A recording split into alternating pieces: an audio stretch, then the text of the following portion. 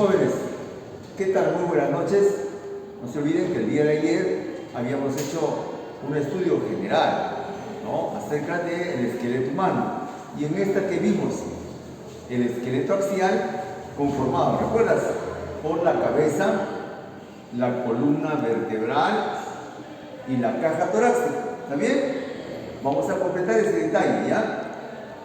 Hasta ayer vimos la cabeza dividida en dos partes, ¿recuerdas? El cráneo y la cara. Bien, ahora vamos a continuar con la columna vertebral. Como verán, es una estructura alargada, ¿resultado de qué? De la superposición de numerosas porciones óseas llamadas vértebras. ¿Se fijan ustedes? Vértebras, vértebras y vértebras. Bien, estas vértebras prácticamente a predominio son de tipo tejido esponjoso. Y ustedes se van a percatar, cuando en algún momento saquen las piezas, van a ver pequeños agujeritos que dominan en casi toda la superficie de cada vértebra. Hueso esponjoso. ¿Y a qué voy con este hueso esponjoso? De paso, para hacerles recordar que en esos pequeños agujeritos de ese hueso esponjoso se sitúa la MOR, ¿recuerdan? La médula ósea roja, ¿no?, encargada a través de sus células blásticas de la formación de las células sanguíneas, que ya veremos en otro capítulo.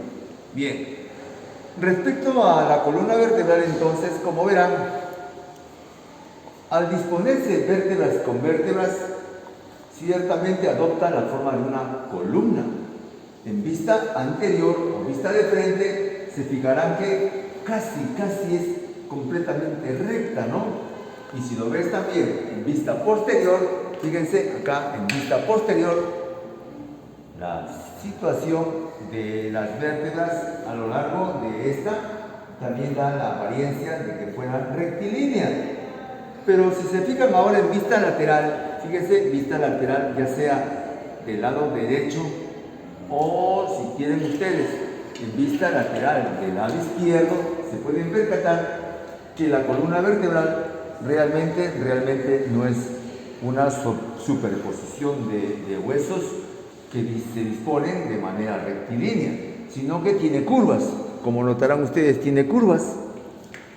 Las curvas que vemos acá son de dos tipos, ¿no?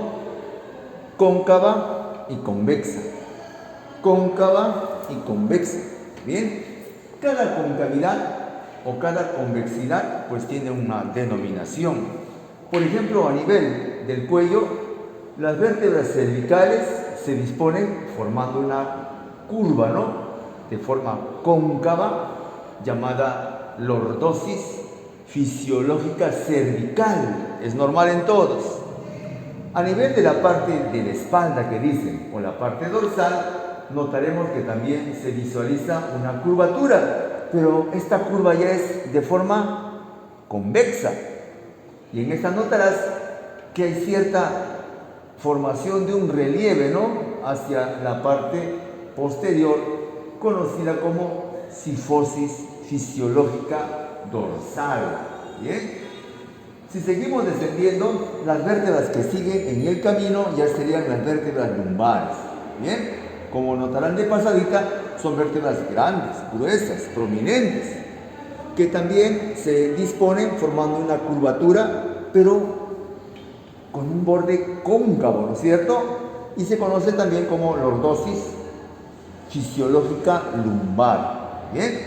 Y por último tenemos una curvatura última, ¿sí?, por la disposición de las vértebras sacras y las últimas vértebras coxígeas, adoptando pues una forma convexa conocida como cifosis sacrocoxígea. ¿Claro? Fisiológica, no se olviden, fisiológica. Todo lo tenemos. Ahora, si nos disponemos a estudiar a cada persona, probablemente algunas tengan alguna insinuación más o menos. Si la insinuación de la curvatura es más prominente, sobrepasa algún ángulo de inclinación mayor respecto al normal, tomado como parámetro, pues podríamos decir que se trataría de una lordosis patológica cervical, ¿cierto? Y así que por acá, ¿cómo le dirías? ¿Cómo le llamarían si este sector está más insinuado del normal? Sifosis. Pues le llamaría sifosis patológica, ¿no es cierto? Ya ahí ya deslinda, ¿no?, con el que normalmente ya conocemos.